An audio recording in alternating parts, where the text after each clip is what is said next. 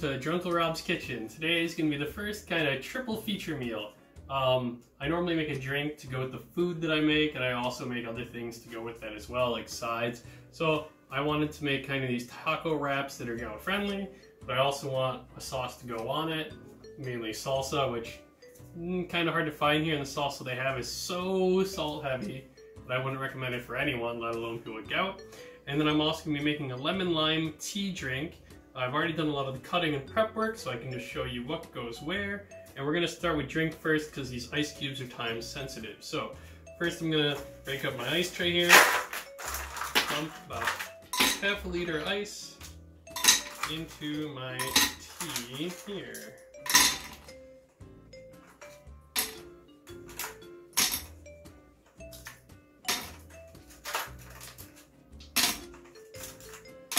Alright, I'm going to put the rest of these back in my freezer. Ooh. So we got our ice cubes. The next thing that's going to go in here is lemon lime juice. I use this juicer. Juicers don't always work the best, so I also like to squeeze out the last few drops or so. There's a lot of work really needs to be put into making juicers a lot better than they are, especially these cheap ones. Squeeze out the last few drops each of these. And pour in. This is lemon and lime juice from an entire lemon and half a lime. The other half a lime is going to go into some salsa we're going to make. So lemon lime in the drink. And we're making Burdock tea with it. I've already put most of the tea bags in there. Some Burdock tea, very good for helping things move through your body, to help you get rid of uric acid or anything else you might have if you're a person who gets crystals of any kind. Toss that in the trash. Alright, so I've got 5 tea bags in here, Burdock tea. I've got the lemon lime in the bottom. I'm going to drop this in here. I've got some hot water. You can cheat and use lemon lime squeezers if you want, but I prefer fresh juice, so there you have it. Pour my water in here. I'm going to be letting this steep while I make everything else, so that's why I'm going to make this first. If it doesn't steep enough for you in the time, have another drink on hand, or if it's still too hot from the hot water, you can just add, wrong lid, add more ice and serve it chilled that way with your dinner, and it's no problem. Clip that in. Put this to chill in my refrigerator right here. There we go. Put this back on the bone. So that's step 1, drink is ready. Step 2 is going to be starting the meat. Meat takes a while to cook, and I'm going to cook it on low heat. Today, instead of using my big grill, I'm using 2 different pans. I'm going to use the deep pan here for the chicken, or sorry, the steak, and its other ingredients. I'm going to be using the shallow, regular frying pan to toast up my wraps a little bit. So I'm going to hit this.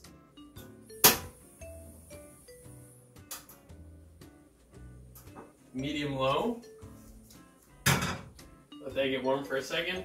So things are going to go in here. We got 100 grams of steak, very little marbling, little fat, mostly lean steak.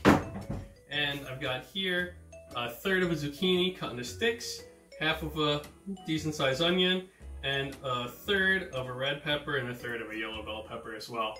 These are going to go into that, along with standard taco mix. Hard to find in Korea, but I have some. You can use it. If you don't have taco mix, just look up how to make it. You can make some of your own. In fact, it might even be better. So the first thing I'm going to do, take some extra virgin olive oil, coat the bottom of my pan, scrape off the steak into the pan. I'm going to add the onions and the zucchini now, but I'm going to wait to add the peppers till around halfway through. The reason for that is I still want the peppers to be a little bit crispy. We're going to get that started. I'm going to put a lid on it, trap the heat in. Oh, don't forget seasoning here.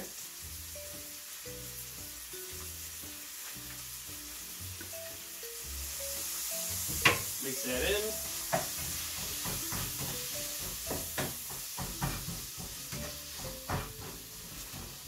Cap it. Let that stuff start mixing its flavors together. And the third part, so this is going to be the salsa mix. So you can use whatever kind of tomatoes you have on hand. My lovely girlfriend Annie gave me a bunch of these cherry tomatoes that I don't like so much on their own, so we're going to be mixing it into the salsa. I have some onion. I have some green onion and dried red pepper. I have half a lime. I have some fresh cilantro, and I have some red and yellow pepper. So we're going to go ahead and dump that in first. I'm going to squeeze my lime over this. Get as much juice as I can out of this. Doesn't need to be a lot. This is just for that little extra background flavor to really give it a citrus feel on top of the tomato. Alright. Pop in my onion. Putting this small stuff in kind of last so it doesn't get stuck on the bottom. Green onion, crushed red pepper, cilantro. Last, we're going to be putting these tomatoes in. I'm just going to cut them in half on their way in. Cut it in half.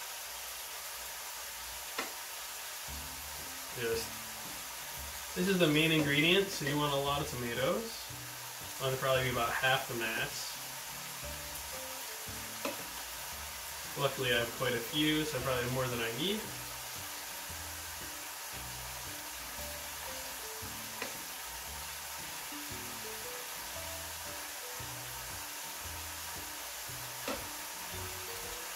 You can use any kind of tomato you want, really. Depends on what you like, what kind of flavor you're going for with your meal. Different things mix better with, other ingredients. Cherry tomatoes, I think, are going to mix better with the citrus flavor I'm going for in the salsa and the juice. It'll complement the low-fat steak really nicely.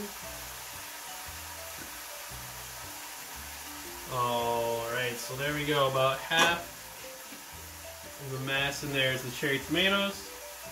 Toss it in my blender. Put the cap on.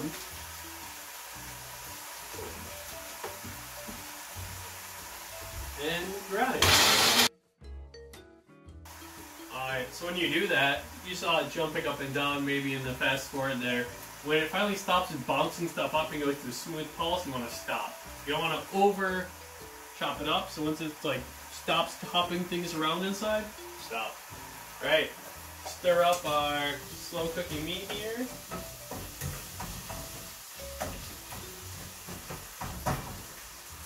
And now I'm going to take off the lid so some of the juice can escape.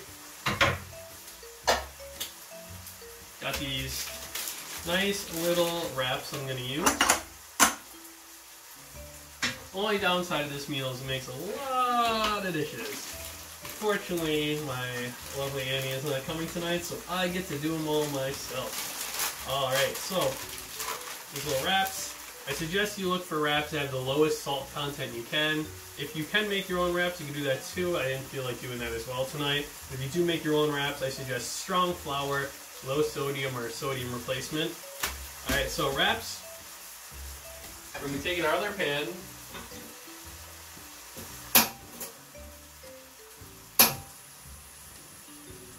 On really low heat. Let this heat up a little bit.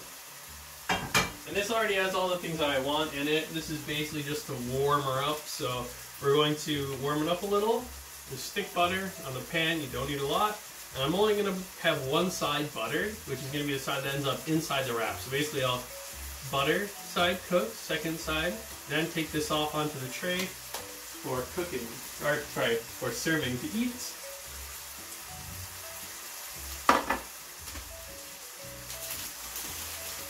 So let's get the first one in the pan here.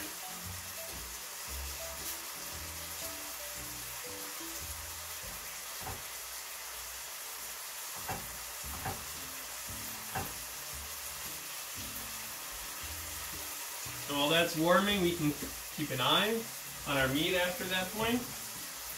I'm going to add in my peppers now that it's about halfway done. The reason for this is I want them to still be a little crisp when I'm eating them. They don't need to cook as long as the onions or the steak.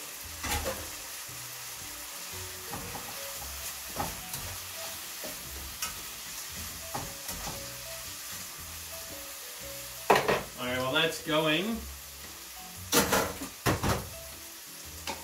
throw these over here.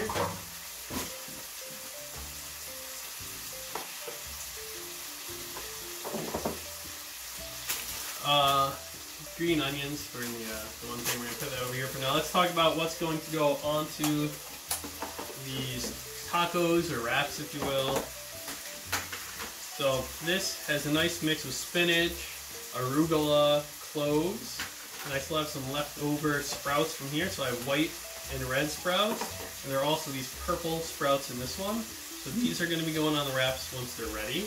And then after I get that on the wrap, we got blended cheese. This is a mix of two different cheeses. I've got a Gouda wedge in here, and then I have a Monterey Jack blended with the Gouda, so it's a 1 part Gouda, 2 parts Jack.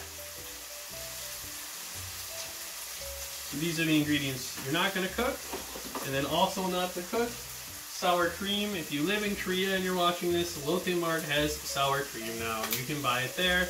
That's where I bought this. They've had it for a while.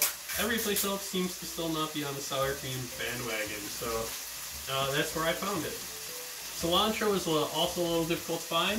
There are a bunch of different Vietnamese Asian marts that if you go in and ask, they might have some hiding in the back, or they might be growing some openly. Alright, so let's take a check on this. Woo, flip it over. That's going to be the inside of the wrap. Let it warm up for just a little bit longer on the other side. I'm going to go to a 10-second countdown.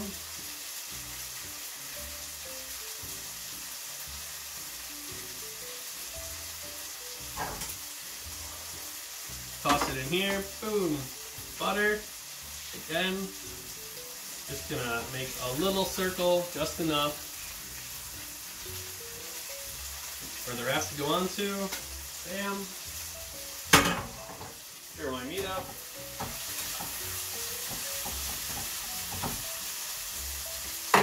That's going. I'm going to lay the foundation here. So I'm going to take some of this.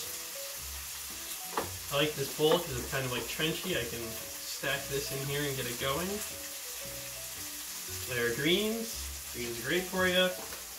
Next, open up my bean sprouts. This also has some other cloves in here, so we're going to put some of those. Take a good pinch of bean sprouts. Of all 3 colors. Generally, it's a good sign to have as many colors as possible in your food. They generally come from different nutrients, minerals. It's good to have a mix of colors in your food. You should have a colorful plate when you sit down to dinner. You don't want it to really be one color. If your food's monochromatic, you're probably getting too much of one thing and not enough of another thing. There we go. And then I put the cheese on here so that when the meat is ready and I put it down on the cheese, then cheese will melt. There you go. Flip that over.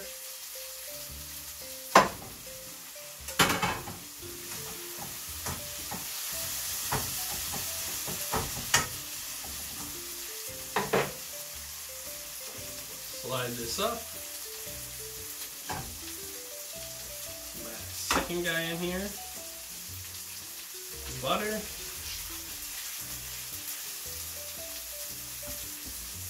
Third wrap. On the stove. Once again. Good amount of greens.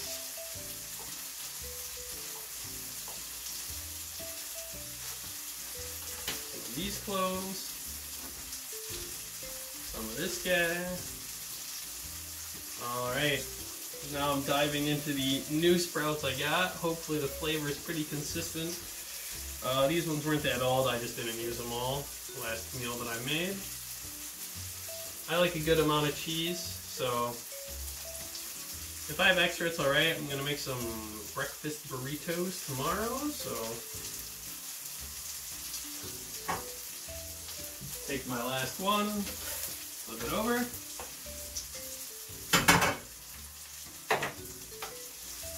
10-second countdown.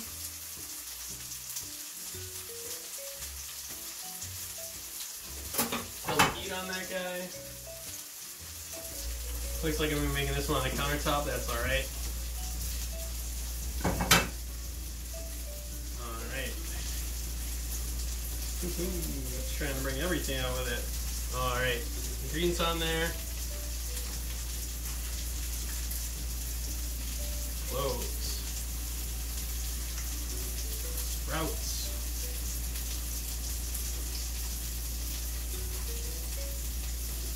Red sprouts. Purple sprouts. And the cheese. Alright, let's just go for all of it. Why not? Dairy is alright for gout. It might have other effects that if you're supposed to be eating a light amount of dairy, then don't add as much cheese. Alright, there we go. One more time the cheese using that Gouda wedge. And brick Monterey Jack. Let's go in here. So, all we have left to do is the meat right here and our salsa.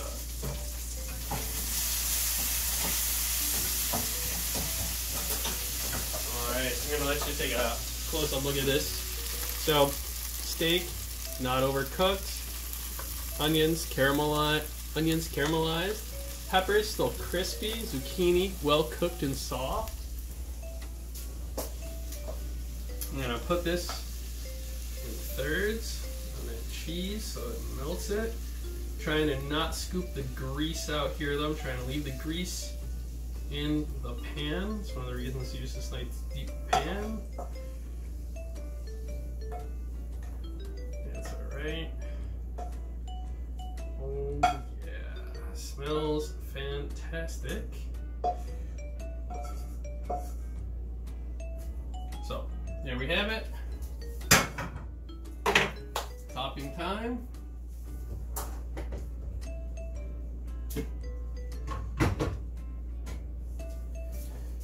Gonna get some whipped cream. I don't know if dollop is a scientifically accurate word, but that's alright. We're just gonna do a dollop of whipped cream, or sour cream.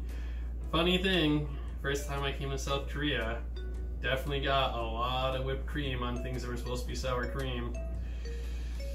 But nowadays, it's mostly a thing of the past, but, you know, culture shock. Oh boy, really messy with my sour cream here, that's alright. It's gonna get mixed into the stuff anyways when I wrap it up, so it's alright if it's a little messy. Alright, boom, some sour cream on there. Wipe that off on that. And some of this. It's kind of pasty, but that's alright. Salsa. Some salsa. And some salsa. There you have it. I'll serve up some of my chilled tea with this. Again, this is just a couple ingredients, you know. We got the salsa, cheese, we got the steak mixed with the zucchini, onion, bell peppers, and we got clovers, bean sprouts, under all that uncooked. And that's all. Thanks for watching. See you next time on Drunko Rob's Kitchen.